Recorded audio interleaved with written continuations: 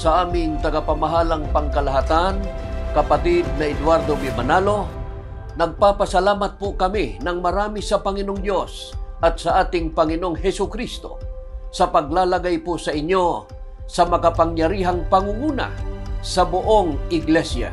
Maraming salamat po sa maraming mga pagtatagumpay na totoo nakapagbibigay kasiyahan sa Panginoon Diyos. Maraming salamat po sa pagpapatibay at pagpapalakas ng aming pananampalataya. Maraming salamat po sa paggabay sa bawat isa sa amin upang marami pang mga tao ang matawag sa loob ng Iglesia ni Cristo. Nagpapasalamat po kami ng marami dahil kita po namin at dama po namin ang inyong pagpapagal at pagsasakripisyo alang-alang po sa amin.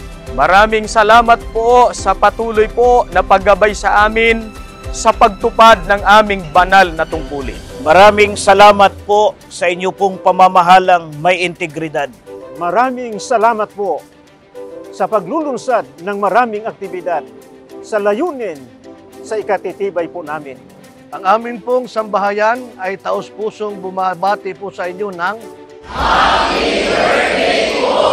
Mahal na mahal po namin kayo!